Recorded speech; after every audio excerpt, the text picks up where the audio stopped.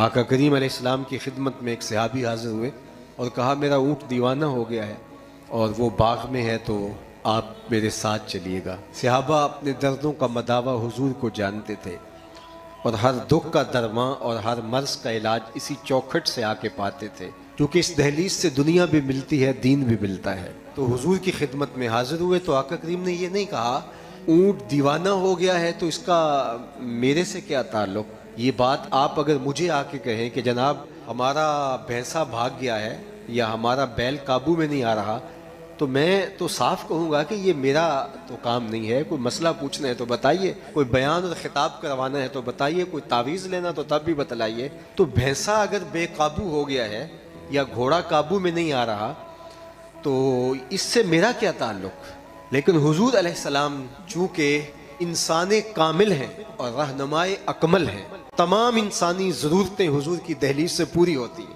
اس لیے حضور اس کے ساتھ چل پڑے کہ چلو میں تمہارے دکھ کا مداوع کرتا ہوں۔ اس زمانے میں جو باغات تھے ان کے گرد باڑ ہوتی تھی۔ آج بھی مدینہ المنورہ کے باغات کو دیکھیں تو آج بھی وہاں باڑ موجود ہے، یہ اسی تسلسل کو ہم دیکھ پاتے ہیں۔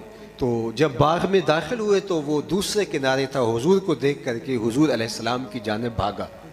صحابہ فرماتے ہم ڈرے، ہمیں خوف ہوا اس بات پہ کہ کہیں وہ حضور کو نقصان نہ پہنچا دے۔ دیوانہ اونٹ جب اپنی اس مرض میں مبتلا ہوتا ہے تو پھر وہ بہت نقصان دہ ہوتا ہے، تبھی تو وہ بھاگ کے حضور کے پاس آئے تھے کہ ہمارے قابو میں نہیں آ رہا۔ تو جو ہی حضور کو دیکھا تو وہ اونٹ بھاگتا ہوا آیا تو کہتے ہیں ہم ڈر گئے، لیکن حضور علیہ السلام مطمئن کھڑے تھے اور اس نے آ کے اپنی پیشانی حضور کے قدموں میں رکھ دی۔ تو آقا کریم علیہ السلام نے اس کی جو فریاد تھی اس کو سنا اور کہا کہ اس کی شکایت ہے کہ یہ چارہ مجھے کم دیتے ہیں اور میرے اوپر وزن زیادہ ڈالتے ہیں اور میں بوڑھا بھی ہو گیا ہوں۔ صحابہ فرماتے ہیں جب اس نے حضور کے قدموں میں اپنی پیشانی کو رکھا اور سجدہ ریز ہوا تو ہم نے کہا حضور یہ جانور ہو کے، بے شعور ہو کے یہ آپ کے قدموں پہ پیشانی رکھ کے سجدہ ریز ہے، تو ہم تو اس بات کا زیادہ حق رکھتے ہیں کہ ہم آپ کے حضور سجدہ ریزی کریں۔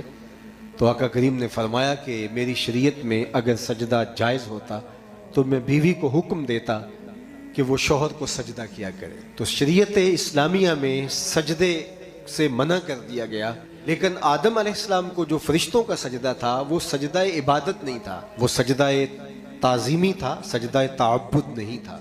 سجدہ تعظیمی مختلف ادوار میں جائز رہا، عبادت کا سجدہ اللہ کے علاوہ کبھی جائز نہیں رہا، کسی شریعت میں بھی جائز نہیں رہا، لیکن اس امت کے اندر سجدہ تعظیمی بھی حرام کر دیا گیا۔